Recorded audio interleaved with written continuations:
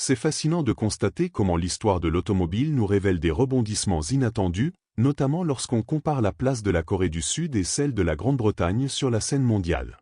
En regardant la liste des 5 premiers pays constructeurs automobiles, la Corée du Sud s'impose avec force tandis que la Grande-Bretagne disparaît des premiers rangs, n'apparaissant qu'en 18e position lorsqu'on élargit l'analyse au top 20.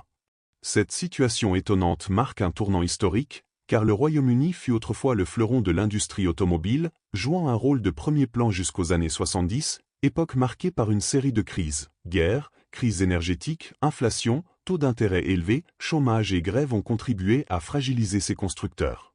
Cette période tumultueuse est perçue par les Britanniques comme la fin de l'âge d'or de leur industrie, entraînant la disparition ou la transformation de nombreuses entreprises autrefois florissantes. Paradoxalement, les années 70 ont également été le berceau de l'essor phénoménal de l'industrie automobile coréenne, incarnée par Hyundai, qui a su, grâce à des financements stratégiques, des transferts technologiques et des partenariats déterminants, concevoir sa première voiture. Ce succès fulgurant ne doit pas être attribué uniquement à la vision coréenne, car la Grande-Bretagne, malgré son déclin apparent, a joué un rôle clé en fournissant, de manière involontaire mais décisive, des technologies et des expertises sur un plateau d'or. Aujourd'hui, nous explorerons en profondeur comment Hyundai a pu se lancer dans ce secteur compétitif, qui a aidé à transformer le paysage industriel mondial, et comment l'héritage britannique continue d'influencer cette aventure spectaculaire, révélant ainsi les liens surprenants entre deux nations que rien ne semblait opposer. Cette révélation historique nous montre que même dans l'adversité, l'innovation peut surgir, transformant les défis en tremplin vers des succès inattendus et redéfinissant ainsi l'avenir industriel mondial de manière spectaculaire. En 1941, un jeune Britannique de 15 ans nommé George Turnbull débute sa carrière dans une entreprise automobile britannique appelée Standard Motor Company. Malgré son jeune âge, son enthousiasme et son sérieux impressionnent le président de l'entreprise, qui décide de lui offrir une bourse pour étudier l'ingénierie pendant 3 ans à l'université de Birmingham. Une fois diplômé, George retourne travailler pour la même société et gravit les échelons avec détermination. Au fil des décennies, Standard Motor Company fusionne et évolue pour devenir, dans les années 70, l'un des piliers de l'industrie automobile britannique, British Leyland. Dans cette immense structure, George se distingue rapidement et devient directeur d'Austin Morris, l'une des divisions du groupe, rêvant secrètement d'accéder un jour à la présidence de l'entreprise. Mais ce rêve se heurte à une réalité implacable. La concurrence au sein de British Leyland est féroce, et la bataille pour le pouvoir atteint son paroxysme en 1971 lorsque, après des succès retentissants chez Austin Morris, George est promu directeur général adjoint du groupe. Pourtant, cette promotion n'est pas la consécration espérée, car le poste lui est attribué en tandem avec un autre dirigeant, John Barbet. Rapidement, une lutte d'influence s'installe entre les deux hommes, chacun se voyant comme le candidat idéal pour succéder à la présidence. À cette époque, British Leyland n'est pas une simple entreprise automobile, mais un véritable symbole de la puissance industrielle du Royaume-Uni, représentant la 5e plus grande entreprise automobile mondiale. Dans ce contexte, la nomination de John Barbet au poste de vice-président scelle pratiquement son accession au siège suprême, reléguant George Turnbull au rôle de subordonné. Convaincu que cette décision précipitera l'entreprise vers des difficultés majeures, George, frustré et sentant ses perspectives limitées, prend une décision radicale. Il démissionne et quitte British Leyland après plus de 30 ans de service. Mais cette rupture n'est pas la fin de son histoire, bien au contraire. Car pendant ce temps, à des milliers de kilomètres de là, une révolution est en marche en Corée du Sud. En 1967, Hyundai, jusqu'alors spécialisé dans le bâtiment et les travaux publics, décide d'entrer dans l'industrie automobile, un domaine totalement nouveau pour elle. Sans expérience, sans savoir-faire et sans modèle de référence, Hyundai doit tout apprendre de zéro.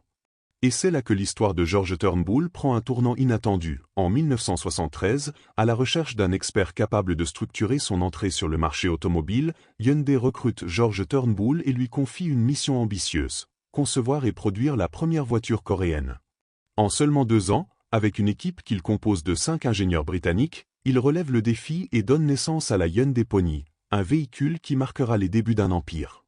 Ce projet ne change pas seulement la trajectoire de George Turnbull, mais aussi celle de l'industrie automobile mondiale, propulsant Hyundai vers son destin de géant. L'histoire de cet ingénieur britannique est donc bien plus qu'un simple parcours professionnel, c'est une démonstration éclatante de l'ambition, du courage et de la capacité à rebondir, même après une défaite apparente. Son départ de British Leyland, loin d'être une fin, fut en réalité le début d'un chapitre encore plus grand, et son rôle dans l'émergence de Hyundai montre qu'un homme peut façonner l'histoire d'une industrie entière. En 1967, Hyundai, une entreprise sud-coréenne qui n'avait à l'origine rien à voir avec l'automobile, décide de se lancer dans cette industrie en plein essor. À l'époque, Hyundai opérait principalement dans la construction navale et l'industrie lourde, mais l'opportunité ou peut-être la nécessité l'amène à envisager la production automobile. Son avantage ? Tout construire de zéro, en silence, loin des projecteurs. Sans expérience dans le domaine, il faut apprendre. Hyundai se tourne alors vers Ford, le deuxième plus grand constructeur automobile mondial de l'époque, et lui propose un partenariat stratégique, assembler et vendre les voitures Ford sur le marché local et international. Une offre qui séduit Ford, d'autant que la Corée du Sud bénéficie de coûts de main-d'œuvre très bas. Ainsi, Ford envoie ses ingénieurs pour mettre en place des chaînes de montage et former les ouvriers coréens, tout en transférant une précieuse technologie de production. L'accord initial prévoit que 20% des composants automobiles seront fabriqués en Corée du Sud, le reste étant importé. En seulement 6 mois, les usines sont opérationnelles et les premières voitures Ford sortent des lignes de production coréennes. Hyundai produit 614 véhicules en 1968, un chiffre qui grimpe à 7000 en 1973. Mais le partenariat n'est pas éternel. Il devait durer 3 ans, renouvelable si tout se passait bien. Or, au bout de ces 3 années, Hyundai et Ford ne sont plus amis. Pourquoi ? Parce que Hyundai a un plan bien plus ambitieux, fabriquer sa propre voiture sous une marque 100% coréenne. En 1970, alors que le partenariat est encore d'actualité, un projet est envisagé. Ford et Hyundai doivent financer ensemble un développement moteur en Corée, chacun apportant 50% du budget en 18 mois. Si le projet aboutit, il pourrait même évoluer vers la fabrication d'une voiture entièrement coréenne. Ford semble intéressé et donne son accord, mais au fil du temps, il devient clair que l'entreprise américaine n'a pas réellement l'intention d'investir dans le projet. Pour Ford, la Corée du Sud n'est qu'un centre d'assemblage, pas un futur rival à la japonaise. Résultat, après 18 mois d'attente, Hyundai se rend compte que Ford ne mettra jamais un centime. La relation se détériore et le partenariat prend fin en 1973. Ford pense avoir laissé Hyundai dans une impasse, mais ce qu'il ignore, c'est que la marque coréenne avait anticipé ce scénario et préparé un plan B. Depuis 3 ans déjà, Hyundai négocie discrètement avec Mitsubishi pour développer sa propre voiture. L'accord est plus avantageux que celui proposé par Ford. Mitsubishi accepte de fournir des moteurs et des transmissions, mais ne mettra pas son nez dans la gestion ni les finances de Hyundai. En échange, Hyundai verse une redevance de $32 par voiture produite. Avec cette alliance, Hyundai est libre de tracer sa propre route. En parallèle, Hyundai achète un terrain de 1,2 km² pour bâtir son usine, obtient toutes les autorisations gouvernementales nécessaires et bénéficie d'un soutien total du gouvernement sud-coréen. Pour le design, la marque se tourne vers le célèbre studio italien qui conçoit un modèle inédit, la Hyundai Pony, un véhicule au design moderne pour l'époque, pour un coût de $1,2 million. Hyundai a maintenant tout, un moteur, un design, une usine et le feu vert du gouvernement. Mais un problème demeure, l'entreprise manque encore d'expérience en fabrication et en gestion automobile. Pour résoudre cela, Hyundai recrute George Turnbull, ancien cadre de British Leyland, qui vient de quitter son poste après la crise qui secoue l'industrie automobile britannique en 1973 à 1974. Son rôle ? Superviser la construction de l'usine et diriger la production de la première voiture coréenne. Et ainsi, en quelques années seulement, Hyundai passe d'un simple assembleur à un constructeur automobile à part entière, posant les bases d'un empire qui quelques décennies plus tard, défiera les plus grands noms de l'industrie. George Turnbull accepta le défi et se rendit en Corée du Sud, accompagné d'un groupe d'ingénieurs britanniques chevronnés, prêts à bâtir l'avenir de l'automobile coréenne. Mais pour construire une usine aux normes les plus élevées, il fallait de l'argent, et beaucoup d'argent. Hyundai alloua $100 millions à ce projet colossal. Un montant astronomique pour l'époque, d'autant plus que l'entreprise ne disposait que de 20 millions en fonds propres. Le reste ? Du financement, orchestré par des banques japonaises, britanniques et françaises, avec Barclays en tête, qui injecta $41,5 millions, suivi par une banque française avec 13,5 millions. Le Japon et Mitsubishi complétèrent l'apport financier. Mais pourquoi ces nations ont-elles financé Hyundai avec de telles sommes ? Au-delà des taux d'intérêt élevés ou atteignant 6% sur ses prêts, une condition essentielle était posée. Hyundai devait acheter son équipement industriel auprès de ces 3 pays. En d'autres termes, l'argent investi retournait directement aux fournisseurs britanniques, français et japonais, créant un cercle économique parfaitement huilé. L'usine fut équipée avec les meilleures technologies disponibles aux États-Unis, en Grande-Bretagne et en France, et en un exploit sans précédent, en seulement 12 mois, la première voiture coréenne vit le jour. Un miracle industriel, un accomplissement qui fit sensation en Occident, au point que la BBC envoya une équipe pour interviewer Turnbull et comprendre comment il avait réussi cet exploit. Le documentaire dépeignait l'industrie automobile britannique, autrefois florissante mais désormais en déclin, alors qu'un de ses propres ingénieurs brillait en Corée du Sud.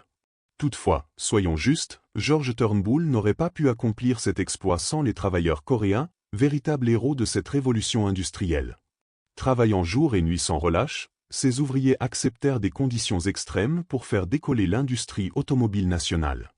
L'usine n'ayant pas de système de chauffage adéquat, ils devaient endurer des températures descendant parfois à -19°C, des conditions impensables ailleurs, mais leur résilience permit de faire émerger la Pony, la toute première voiture coréenne. Et cette Pony était une réussite. Robuste, fiable, adaptée aux besoins des Coréens et surtout abordable, elle devint un véritable phénomène.